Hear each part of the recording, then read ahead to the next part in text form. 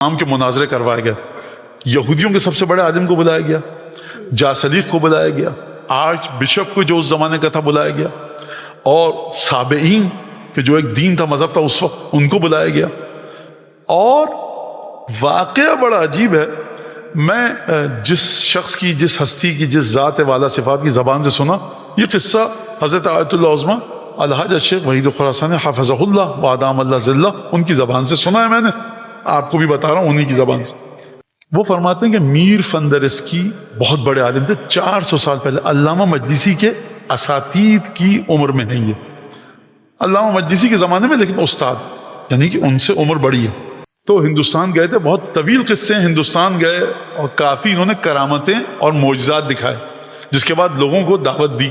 کس کے زمانے میں گئے تھے؟ تقریباً آپ سمجھ لیجیے 11ویں اور 12ویں صدی میں، جب میں سمجھتا ہوں کہ شاید اکبر یا بابر کی حکومت ہوگی، اکبر کی حکومت ہوگی، یا میں یہ سمجھتا ہوں کہ شاہجہاں کی، اب مجھے اس وقت اندازہ نہیں ہے اور ذہن میں نہیں آ رہا۔ آپ سمجھ لیجیے کہ اسلامی لحاظ سے 11ویں اور 12ویں صدی میں گئے، دیکھا ایک جگہ گزر رہے ہیں شاگردوں کے ساتھ۔ اب یہ میر فندرسکی، سید فندرسکی اپنی ذات میں ایک پورا نجف اور قوم ہے، گئے، ایک دفعہ دیکھا بھیڑ لگی ہے، کہا یہ بھیڑ یہاں کیوں لگی ہے؟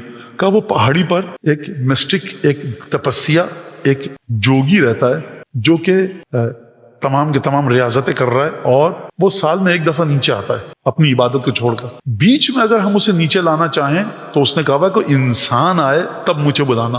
ہر شخص کو تو وہ انسان سمجھتا ہی نہیں، اس کو سمجھتا ہے کہ جس کے پاس روحانی طاقتیں ہوں، علم ہو، فضل ہو، کمال ہو۔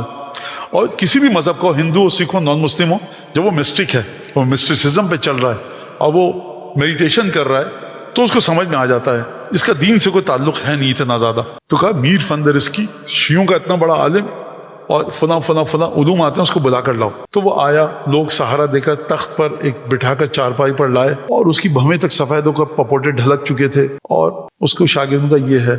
اس نے میر فندرسکی کی طرف دیکھا، کہا یہ انسان ہے جس کے لیے مجھے نیچے بلایا؟ کہا کہ جی۔ کہا انسان یہ نہیں ہے، انسان کے کمال پر وہ تھا کہ جس سے ہمارے بڑوں نے مامون کے دربار میں ملاقات کی۔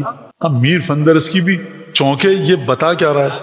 کہا ہماری کتابوں میں لکھا ہوا ہے کہ ہمارے پاس خراسان سے خط آیا کہ اپنے ملک ہندوستان سے جو بہترین تمہارا مسٹک ہے، مسٹسزم اور جو میڈیٹیشن کر رہا ہے، اس کو بھیجو، مناظرہ کرنا ہے، ایک شخص کو شکست دینی ہے مناظرے میں۔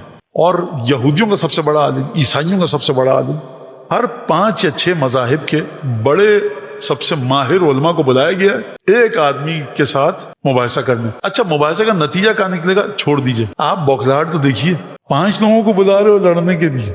اگر سمجھتے ہو کہ نعوذ باللہ ان پڑھ اور نادان و جاہل ہے الیاذ باللہ، تو کسی بھی ایک پروفیسر کو بلا لو، وہ ہرا دے گا۔ نہیں، 5 یا 6 کو بلایا۔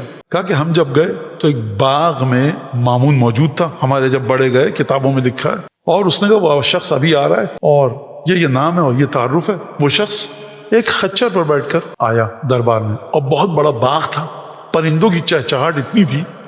اب آپ مامون کو سمجھ نہیں سکتے آپ جب تک تاریخ نہ پڑھیں گے مامون ہے کون۔ بہت بڑا سا باغ تھا، ہم سب کھڑے تھے، بادشاہ تخت پہ بیٹھا تھا، وہ دربار کے بالکل انٹرنس سے اندر داخل ہوا، اور دور وہ اپنے اس سواری سے اترا۔ جب اترا تو ہم نے دیکھا تمام باغ کے تمام درختوں نے جھک کر سلام کیا، اور اس کے بعد جب وہ ہمارے پاس آیا، خوب توجہ کیجیے گا، اب امام کو تو نہیں پتا کہ کون کیا ہے، یہ تو یہی سمجھ رہے ہیں۔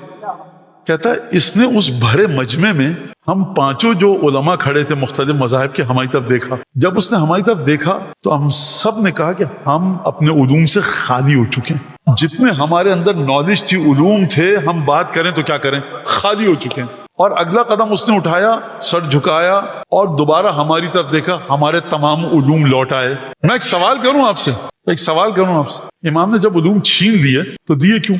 چھین لیتے آ کے ہکلانے لگتے؟ نہیں، اولاد زہرا اگر مقابلہ کرتی ہے تو پاکیزگی اور شرافت کے ساتھ۔ یہ پانی بند کر دینا یہ گھٹیا اور غلیظ خاندانوں کی اولادوں کا کام ہے۔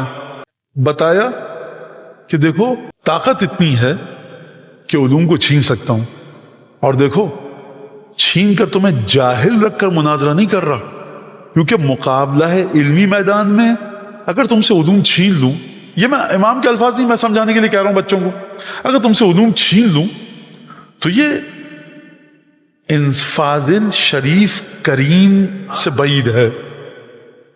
آپ باکسنگ کا مقابلے کے لیے گئے، باکسر کو آپ ٹرنکولائزر لگا دیجئے اور پھر ہرا دیجئے، یہ صحیح بات نہیں ہے. اس کے آپ پانی میں سلیپنگ پلز ملا دیجئے 8-10 گولیاں ٹیبلٹس ملا دی بلڈ پریشر کو لو کرنے والی. بیچارہ وہ اپنا مکہ اپنا فسٹ اپنے اٹھا ہی نہیں پائے گا، وہ ہار جائے گا اور صاحب مولانا صاحب جیت گئے. یہ گھٹیا کام ہے. لیکن تمہیں طاقت دکھا دی ہے، دیکھو میں ہوں کون. اور میرے خیال سے میں یہ سمجھتا ہوں اب بھی وقت ہے، کہہ دو کہ نہیں کرنا اور دوبارہ علوم دے دیے. جو امام ہشتم ایک نگاہ سے علوم کو چھینے اور دوسری نگاہ سے علوم عطا کرے، تو مجھے بتائیے کہ اس کا چاہنے والا اگر اس سے مدد مانگے تو وہ کیا کیا دے گا؟